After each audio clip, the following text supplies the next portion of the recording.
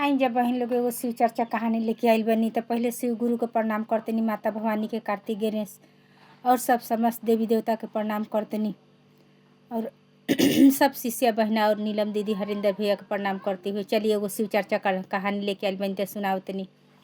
बहुत पहले के बात है। एगो पंडित जी रहन गाँव के बाहर मंदिर में, शंकर भगवान के बहुत सेवा पूजा करते रहन। करते करते उनकर उम्र बहुत हो गल रहे, बहुत वही मंदिर में रहस। उनकर केहू ना रहे, बाल बच्चा कोई ना रहे, अकेले रहस और ओइजे वो अपन मंदिर में सेवा करस। जौन दान पुण्य कुछ मिले उनकरे से उनकर गुजारा चल जात रहे और वही तरी उनकर गुजारा होत रहे। तो एक दिन रात खानी 12 बजे रात की एगो बालक खूब रोवत रहे बहरी।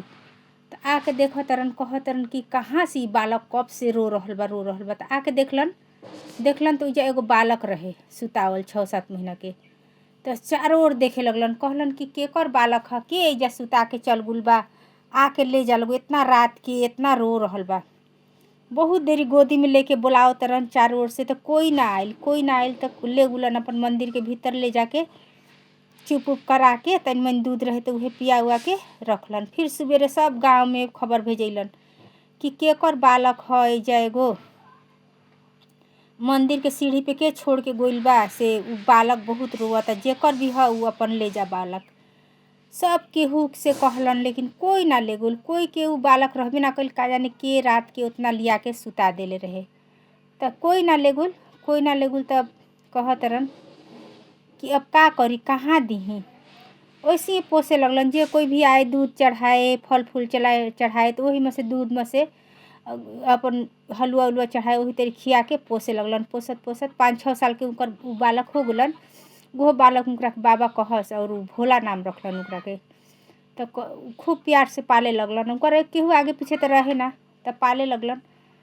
तो कहलन कि भोला अब तहरा के शिक्षा के जरूरत बा, जा तू शिक्षा खातिर विद्याशाला में। तो कहतर ना बाबा, हम तहरा के अकेले छोड़ के ना दी। तो कहतर ना, जा पढ़ के अइह, एके बेरा नु पढ़ाई होई। वैसे ही भेजे लगलन। तो होत 12 साल बीत गइल। 12 साल के हो गलन, 13-14 साल के हो गलन, 15 साल के होखे वाला रहन। तो बूढ़ा बाबा, उ तो बूढ़ा आगही से रहन, पूरा बीमार हो गलन, बहुत बूढ़ा हो गलन। कहतन कि भोला देख से कोई नइखे, मंदिर के रखवाली तोहरे ही करे के पड़ी, हमार तो अब कोनो ठीक नइखे, क दिन रहब क दिन ना रहब। तो भोला कहलन कि ना बाबा ऐसी मत कही, हमार आगे पीछे के बा, रउआ ना रहब तो हम केकरा के सहारे जियब। तो कहतन देखो कहला से तो कुछ ना होला, भगवाने के मर्जी बा कि यानी भगवान हमरा के क दिन रखियन क दिन ना रखियन। शंकर भगवान के तू रोज सवेरे उठ के भोग लगा दिहल करिह, बासी चीज के भोग मत लगइह। जौने रोटी बनइह, जौने कुछ बनइह, हलुआ बनइह, खीर बनइह, पूड़ी बनइह, जौन कुछ भी मिली बना के सवेरे उनकरा के ताज़ा भोजन से भोग लगइह। तो कहलन ठीक बा बाबा, हम वही तरी करब। तो उ बाबा उनकर बूढ़ा स्वर्ग सिधार गुलन। तो सब खूब रो धो के ले जाके उनकर अंतिम क्रिया कैलन जा। सब नियम उम हो गइल।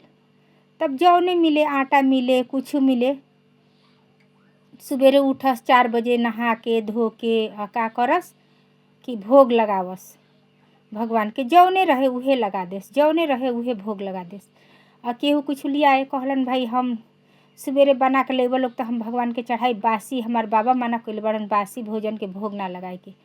वही तरी दिन बीतत रहे। एक बार बारिश के मौसम आ गइल। बारिश के मौसम आइल, अब बारिश गिरे लागल। तो बारिश खुलते ना रहे। तो गाँव के बहुत पहले के जमाना के बात है, वो घड़ी तो उतना साधन भी ना रहे। पानी पूरा गिरे लागल, पूरा रास्ता में पानी लाग गइल, मंदिर के किनारे चारों तरफ। अब कोई अइबे ना करे मंदिर में, ना चढ़ावा मिली ना उ बारिश में कहाँ जिहन, का काम करिहन। वही तरी थोड़ा बहुत जौन राशन पतई रहे उहो सब थोड़े चढ़ावत, भगवान के भोग लगावस, उहे खास। उ खत्म हो गइल सारा। तब का करिहन। अब कहतन कुछू नइखे, तनकी से आटा रहे, एक दिन उहो बना के चढ़ा के चढ़ा देलन, खा लेलन। अब कुछू ना बचल।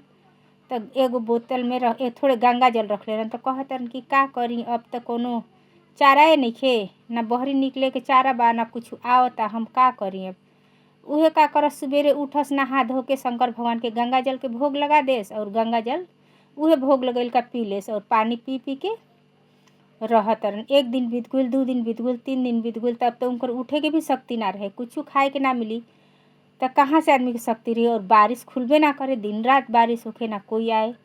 तब माता पार्वती कहत रही तो ऐसे ही भूख से तड़प तड़प के मर जाई, से ओकरा के कुछ ना देला से वो कैसे जीही। तो कहत रन कि अब हम का करी बोलो, कही ना ओकर खाए के प्रबंध करही के पड़ी रुआ। तो का कैलन शंकर भगवान एगो सेठ के भेष ध के आज सामान लेके ढेर सारा खाए वाला लेके अइलन। आके मंदिर में कहतन कि भोला कहाँ बाड़न। कहतन हाँ बानी बाबा के हई।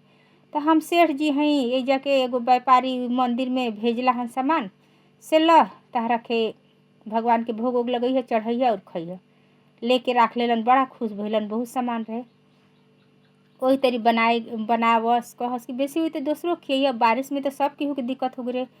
तो बनावस जे मंदिर में एक आध आदमी आए तो खियावस, भगवानों को भोग लगावस। इसी करत करत खत्म हो गल। फिर शंकर भगवान तो अंतर्यामी हन, उजे से देखतन कि हाँ ओकर तो सब राशन अब खत्म हो गल बा। फिर लिया के पहुँचैलन। 2 बार 3 बार यही तरी चलत रहे। तब वो कहलन के भेजावता, कौन सेठ जी भेजावतरन से अब की बार नू ई हम राशन के सामान काल बनाइब, लेकिन ना हम कोई के भंडारा करब, ना हम कोई के खियाइब। जब तक उ सेठ जे भेजावता उ ना आई तब तक ना हम खाइब, ना भगवाने के भोग लगाइब, ना कुछ, यही तरी रही। तो कहलन कि ना ना तू बनैहा चढ़ैया और खैया। कहता ना ना के जाने के इतना धर्मात्मा हो के हमरा के भेजा रहल बा। उ सोचलन कि हाँ के भेजाई, इतना दिन से एगो चावल कोई देते ना रहे, जरूर भगवाने हुईहन। का कैलन सब कुछ तैयारी कर देलन, लकड़ी उकड़ी लिया के सब कुछ तैयारी करके कहलन उ अइहन सेठ जी जे भेजावता तबे हम खाना बनाई। तो उजा शंकर भगवान पार्वती माई देखत एलू, अरे ई तो खाने ना बनाई और ना चढ़ाई ना खाई, ई तो प्रण कर लेले बा। तब शंकर भगवान कहलन कि चले के पड़ी। एगो सेठ के भेष धैलन आ पार्वती माई कहते कि हमहू चलब। एगो सेठानी के भेष धैल लोग, दोनों आदमी आइल। आवता आके कहलन कि हाँ बनल बा, भंडारा होता, हमनियों को भूख लागल बा, अइनी हजा।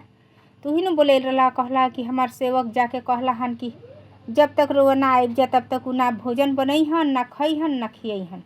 कहतन आ गुंजा रोआ बैठी जा। धमाधूम फटाफट से बनैलन खाना, 12 प्रकार से जितना होइल बनैलन सब भगवान के। कहतन देखी तो चख के कैसन कैसन बात भगवान के भोग लगैलन, पार्वती माई के भोग लगैलन। तब कहतन अब हम अपने खाई। फिर कहतरन कि के हई जा रउआ बताई जा। ई तो साधारण उन लोग के चेहरा पे इतना चमक रहे, इतना चमक रहे कि वो साधारण आदमी के तो ऐसी होइए नहीं सकत।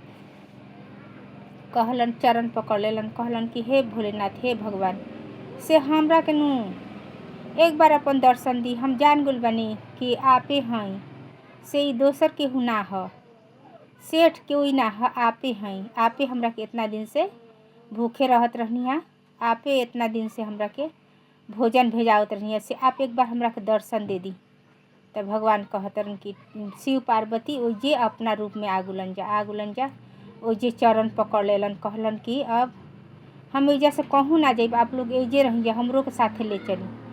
कहलन जा ना भक्त, तोर अभी बहुत नाम करे के बा, बहुत तोरा ई सब संभाले के बा। तो कहलन कि के मानी कि आप लोग हमरा के मने दर्शन देनी है जा। कोई ना मानी कि हम इतना बड़ा भक्त, हम भक्त हैं भगवान के, भगवान हमरा के दर्शन देले बड़न। कोई ना मानी, आप लोग ऐसा कृपा करी जा कि सब केहू माने। तो कहलन जा ठीक बा, हमनी के ओजे शंकर भगवान पार्वती माई कहन जाती हमनी के एजे प्रतिमा एजे हो जाई, आ सब केहू आई तो सब केहू तो हम लोग के विश्वास करी। और उन लोग के इतना आप रूपी प्रतिमा बन गुल। कहलन कि हमनी जाते जा इहे प्रतिमा के सब केहू बाद में ये बहुत बड़ा मंदिर बनी और सब केहू आके एजा दर्शन करी। और तहार तू शादी कर लिहा, तहरे पूर्वज तहरे परिवार खानदान हमनी के मंदिर में हमेशा सेवा करते रही। ए तरी करके आशीर्वाद दे के, और तहारी भंडार कब्बो ना खाली हुई। जहाँ भगवान भोलेनाथ के चरण पड़ जी माता पार्वती के, तो उजा खत्म भी कैसे हो सकेला। अब कहतन जितना तू सकी ह खियई ह, भंडारा करी ह, सब कुछ। कोई के मने जितना भी आदमी के केहू भूखे ना रहे चाहिए, सब केहू के मिल के खियई ह लोग, पियई ह लोग, भंडारा करी ह लोग। और हमनी के अब जाते जा। वैसे कहलन शंकर भगवान आशीर्वाद देलन, और ओइजे उ लोग के प्रतिमा एगो दोनों आदमी के शिव पार्वती के प्रतिमा ओइजे हो गलो ही जगह जहाँ दर्शन देले रहन जा। और आज तक उ बा उ मंदिर, और सब के उजाला। और उ भोला के उनकरे अभी तक उनकरे परिवार के आदमी सब अभी तक उ सेवा पूजा करलन जा और सब केहू विश्वास करला ई बात के कि भगवान भोलेनाथ माता पार्वती उनकर पूर्वज के दर्शन देले बाड़न और उनकर अपन ज्योतिर्लिंग के जे भी मन में श्रद्धा विश्वास लेके जाला भगवान ओकरा के सब कुछ के पूर्ति करेलन। भगवान इतना दयालु हन भोलेनाथ। तब बहन लोग जे भी भगवान भोलेनाथ के मानी पूजा अर्चना करी शिव चर्चा करी जल चढ़ाई तो भगवान तो मनबे करिहन। जे भगवान के मानी तो भगवानो ओकरा के मनबे करलन। तो ई कहानी इतने तक रहला। ई सच्चा कहानी है, बहुत पहले कहानी है। अब हम दोसर कहानी लेके आई। तब तक हमार कहानी अच्छा लगे तो सब्सक्राइब लाइक अवश्य करब जा, कमेंट भी करब जा। तब तक खातिर धन्यवाद। अब आई दोसर एगो कहानी बहुत सुंदर लेके। तब तक खातिर फिर मिलत निकाल।